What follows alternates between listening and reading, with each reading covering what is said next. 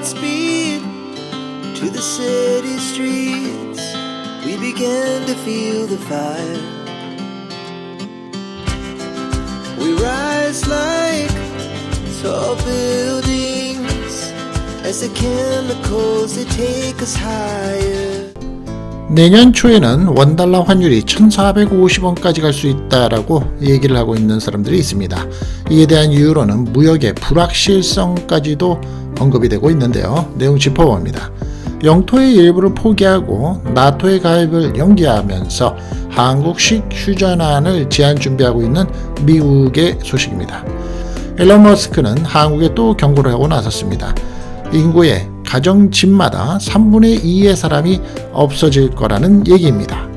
일본에 관광을 하신 후에 세금 텍스 프리를 요청하시는 분들이 계시는데요. 앞으로는 현장 할인해서 출국 공항에서 바꾸시는 걸로 환급을 받으시는 걸로 바뀐다고 합니다. 가정 몰래 3년간 딸을 서랍에 숨겨놓은 영국 여성이 화제가 되고 있는데요. 믿지 못할 사건입니다. 인도네시아에서는 물고기를 이용해서 만든 우유가 등장을 해서 화제가 되고 있습니다. 우유의 공급이 부족한 상황에서 나온 아이디어라고 합니다. 눈 내린 한국에서 스키를 타고 출근하는 남성들이 있어서 화제가 됐습니다. 맨손으로 잡고 45분간을 버텨서 추락을 하려는 누군가가 매달려 있는 60대 운전기사를 구출하고자 하는 구조대원의 아주 숨가쁜 시간 함께 영상으로 짚어봅니다. 오늘도 정보, 시사, 상식이 함께하는 시간입니다.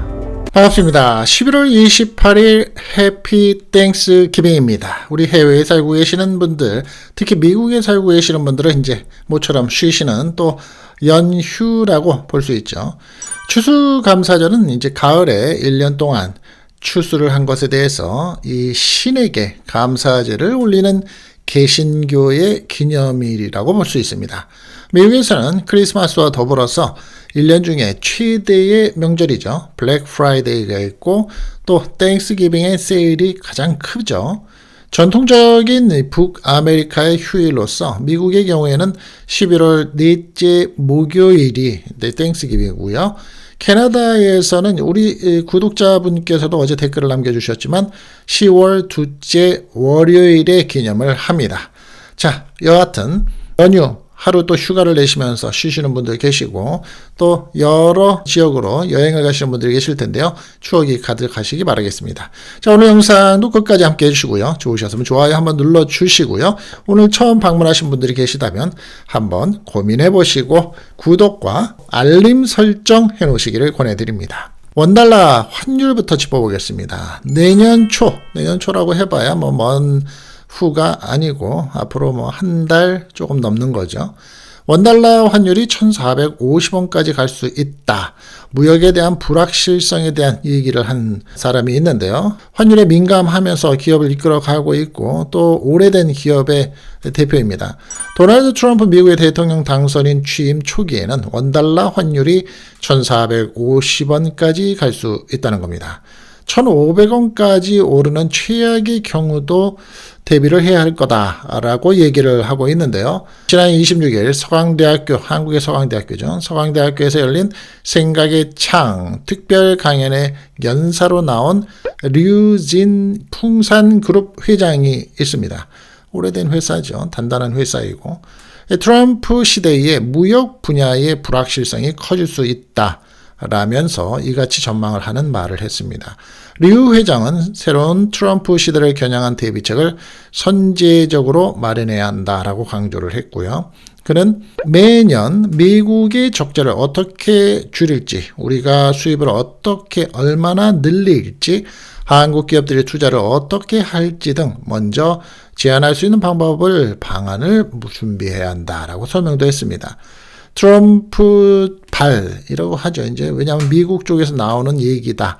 트럼프 행정부에서 나오는 얘기다 하니까 이제 발이라는 말을 쓰는데 트럼프 발 보호 무역 기조에 대해서는 아마 이 한국은 영향이 크지는 않을 것이다. 라고 이제 전망을 내놨는데요. 관세가 가장 민감하죠. 어제도 제가 말씀드렸지만 멕시코, 캐나다에 대해서 그리고 중국은 기본적으로 얘기를 하고 있는 미국의 관세 보호. 그 다음에 타겟으로 베트남, 독일, 한국 이렇게 얘기를 하고 있다고 말씀을 드렸죠. 관세만 해도 미국 내의 인플레이션의 우려 때문에 한 번에 올리기는 쉽지 않을 것이다 라고 설명을 했습니다. 조 바이든 정부에서 추진을 한 인플레이션 감축법 IRA도 함부로 여기에는 이제 그 반도체도 포함이 된다고 볼 수 있죠. 폐기는 하지 못할 것이다 라고 예측을 하고 있고요.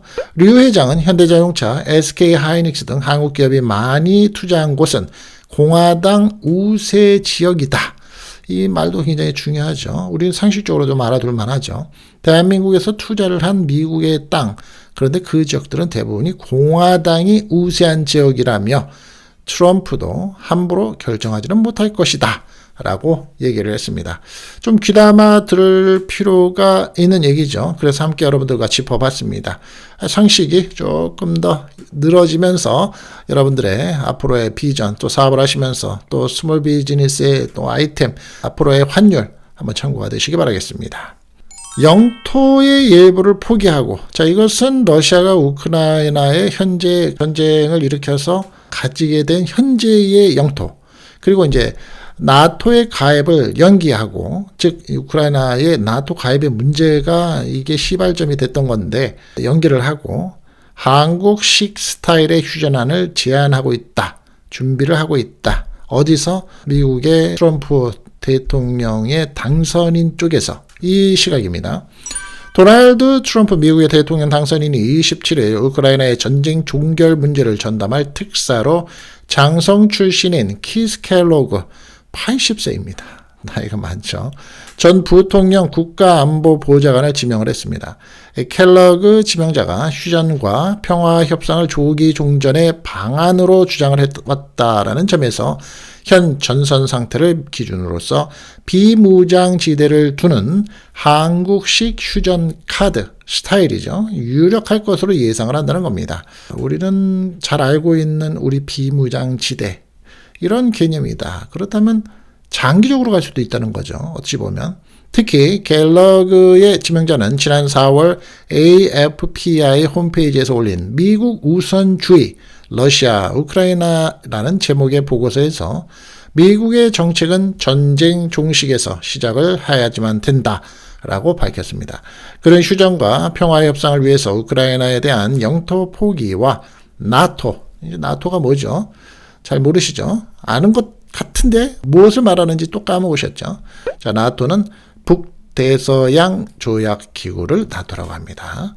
이 가입 무기 연기를 내세우고 있는 겁니다. 누가? 우크라이나가 하지 말아라 뭐 이런 얘기죠. 그런 보고서에서 우크라이나 정부와 우크라이나의 국민은 러시아가 점령한 모든 영토를 돌려주지 않거나 학살에 대한 책임을 묻지 않는 평화협상을 받아들이는데 어려움을 겪을 것이라면서, 하지만 트럼프 대선 후보자가 이야기를 했듯이 사람들이 죽는 것을 멈추기를 바란다는 것이 우리의 견해다 라고 강조를 했습니다. 그는 우크라이나 압박을 위해서 우크라이나가 추후에 러시아의 침략을 막는 데 필요한 무기 공급을 회담 참여 전까지 공급하지 말 것을 주장하고 있고요. 아울러서 평화협상이 마련되면 우크라이나의 나토 가입을 장기간 연기할 것도 제안을 했습니다.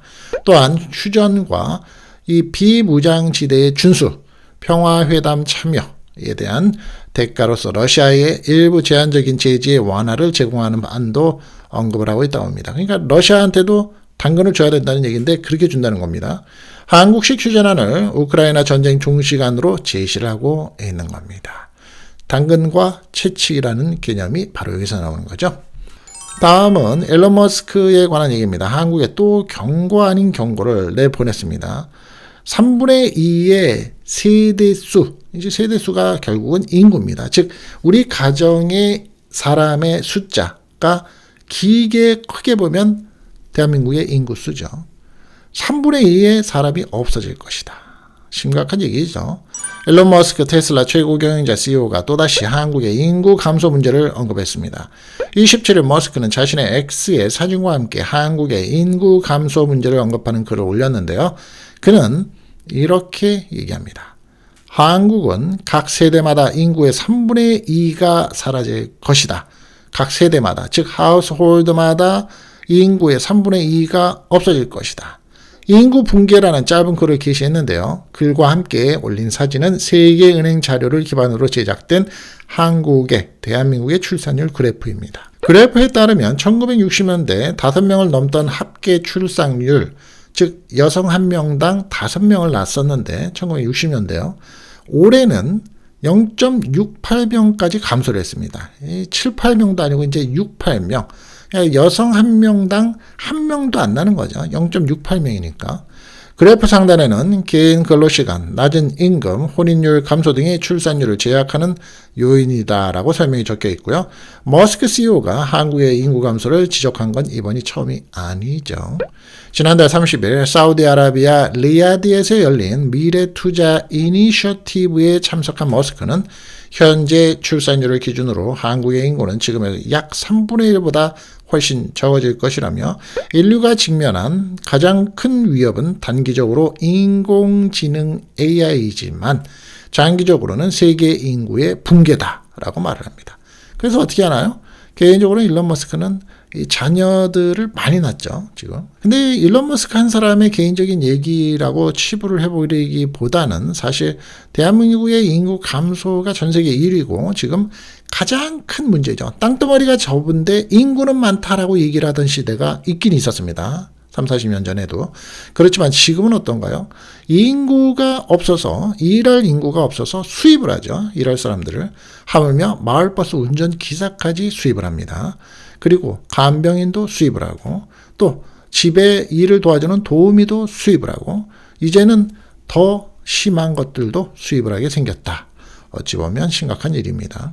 일본을 관광하는 한국분들이 많으실 텐데요. 우리 또 외국에 사시는 분들이 한국에 가셨다가 일본 관광을 가시거나 일본 관광을 하신 다음에 뭐 바로 옆 나라니까 한국을 방문하시는 분들이 많이 계시는데 우리가 관심이 있는 것이 가서 이제 쓰게 되는 돈에 대한 텍스 프리죠. 일본이 가장 메리트가 있다는 부분은 최근에 와서 위스키입니다.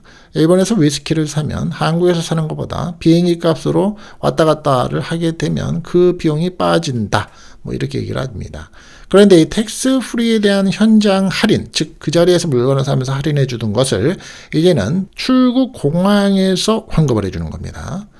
일본이 이르면 2026년부터 즉 1년 후부터 방일 관광객에 대한 소비세 면세 제도를 출국할 때 세금을 환급해주는 방식으로 변경할 방침이라고 요미우리 신문과 산케이 신문이 보도를 했는데요. 일본 정부와 야당은 이번 달 중에 정리할 예정인 세제 개편안에 이를 반영할 계획이라고 합니다.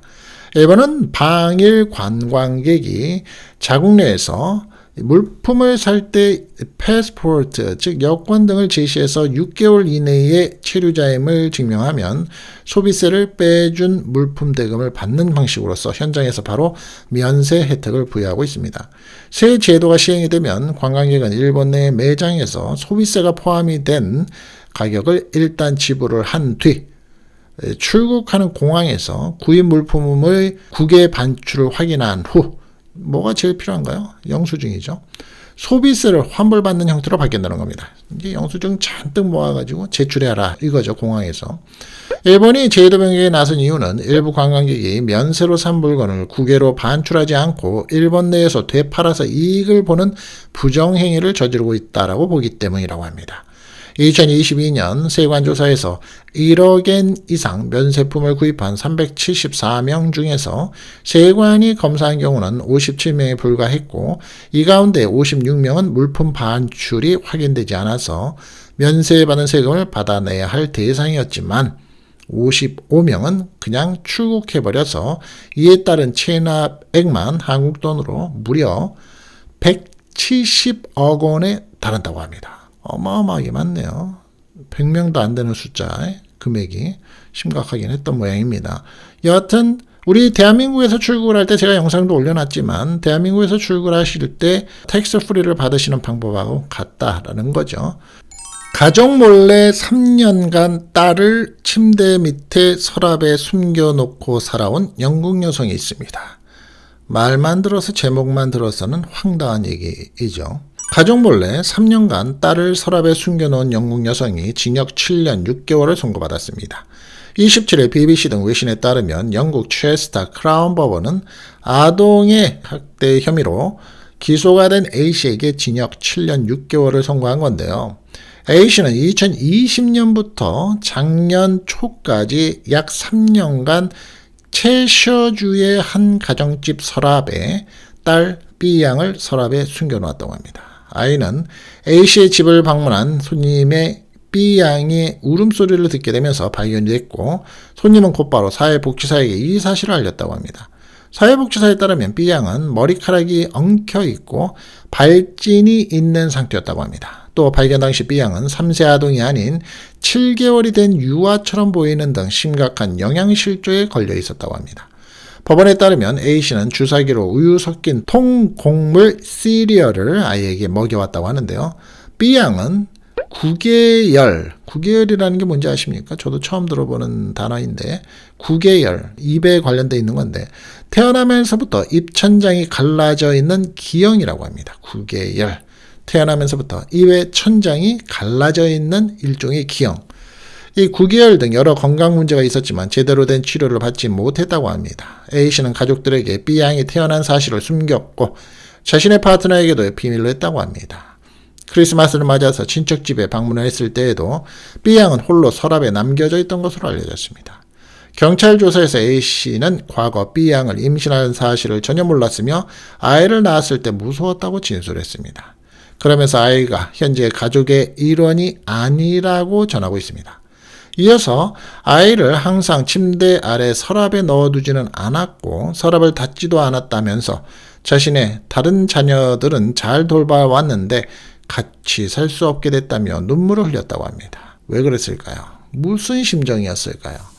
본인이 낳은 애를 감추고 싶었던 걸까요? 아니면 아이의 아빠라고 볼 수 있죠. 아이의 아빠한테도 얘기 안 하고 가족들한테도 얘기 안 하고 그냥 서랍에 둔 채로 키워왔다.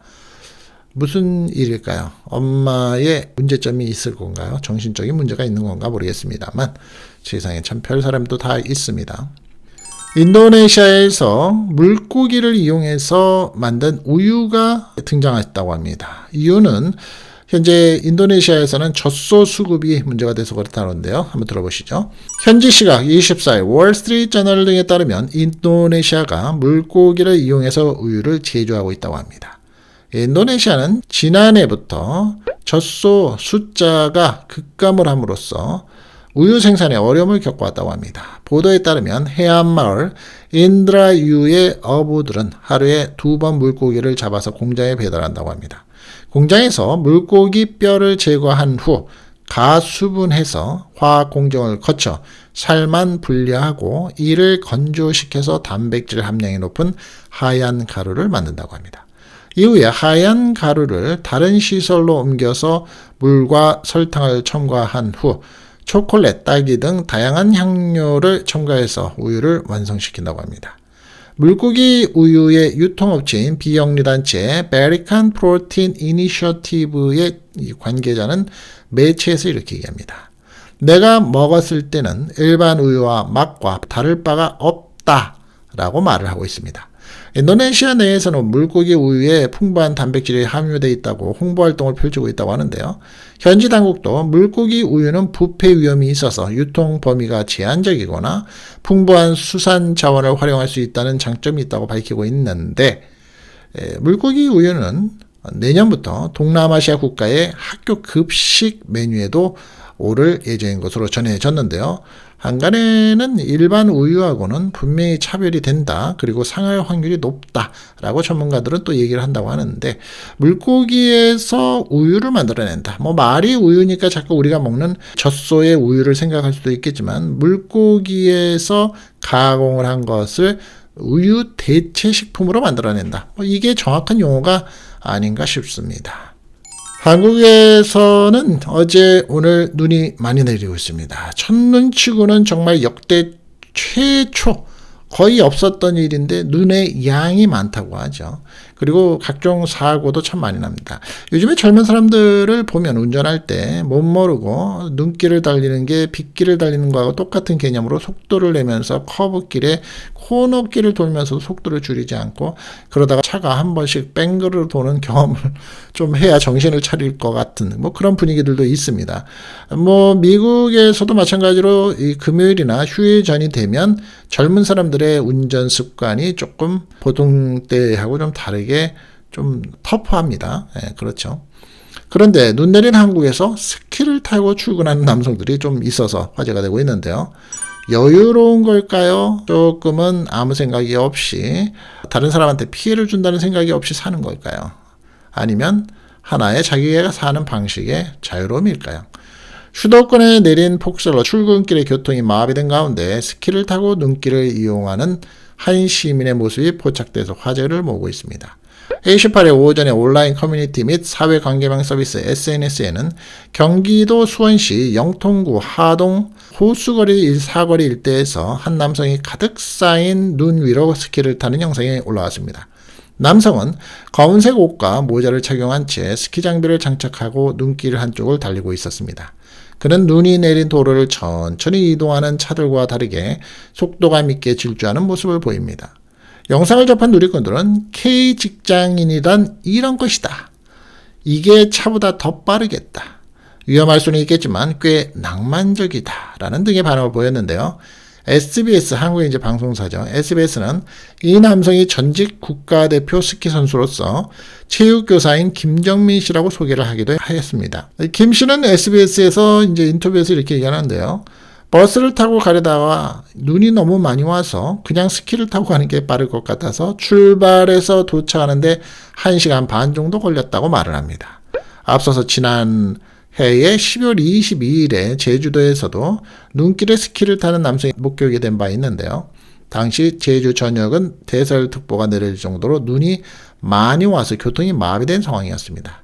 이에 한 남성은 패딩 잠바를 입고 몸을 무장하고 스키 장비를 착용한 채 거리를 이동하는 모습이 보였고요. 한 시민이 그에게 너무 위험하다. 인도로 올라와라. 그러다가 다친다라며 소리를 쳤으나 남성은 아랑곳하지 않고 눈길을 유유히 지나간 것으로 알려졌는데요. 수년 전에 맨하탄에서 자동차에다가 끈을 매달고 자동차가 가는 픽업 트럭입니다. 픽업 트럭 뒤에서 스키를 타고 맨하탄 전체 스트리트과 애비뉴를 질주하고 다녔던 영상이 아주 화제가 된 적이 있었는데요. 생각이 갑자기 나는군요.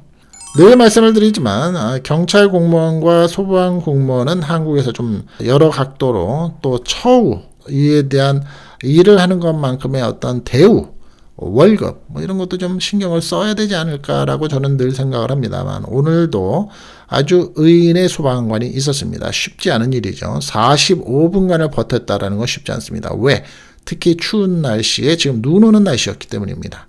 맨손을 잡고서 45분간을 버텼습니다. 낭떠러지는 11m의 높이이고요. 이것을 이제 구조대원이 계속 잡고 있었던 거죠. 높이 11m 난간에 걸쳐진 트레일러 그 사이로 누군가 매달려 있는 게 보입니다. 60대 운전기사인데요. 대형 트레일러가 눈길에 미끄러져서 난관과 충돌을 하면서 사고가 난 겁니다.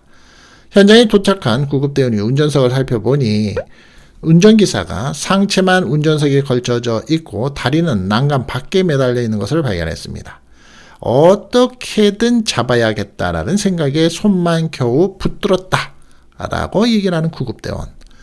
15분이 지나서 추가로 구조대가 도착을 했지만 손을 놓으면 기사가 떨어질 수 있어서 교대를 할 수도 없었다고 합니다. 다른 대원들과 운전기사의 팔을 로프로 감아서 붙들고 45분을 버텼습니다.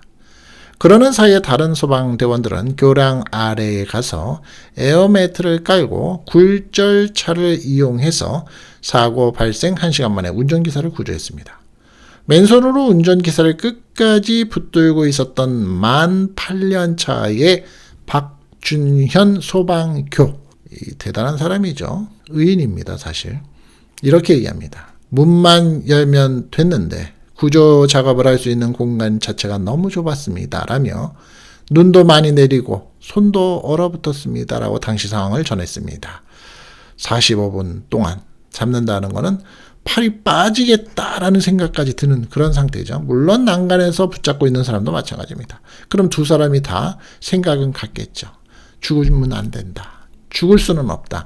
내가 이 순간에 손을 놓을 수는 없다. 라고 생각했었던 공통된 생각이 있었기 때문에 이 일을 이렇게 할 수 있었던 거겠죠. 감사한 노릇입니다. 늘 말씀을 드리지만 직업적으로 하는 거 아니야? 라고 얘기를 하고 생각하시는 분들도 있을 수 있겠죠. 물론 그러면 할 말은 없습니다. 하지만 직업의식 이외에 내가 사명감이나 목적의식이 있기 때문에 행동이 나온다고 저는 생각을 합니다. 여러분 생각은 어떠십니까?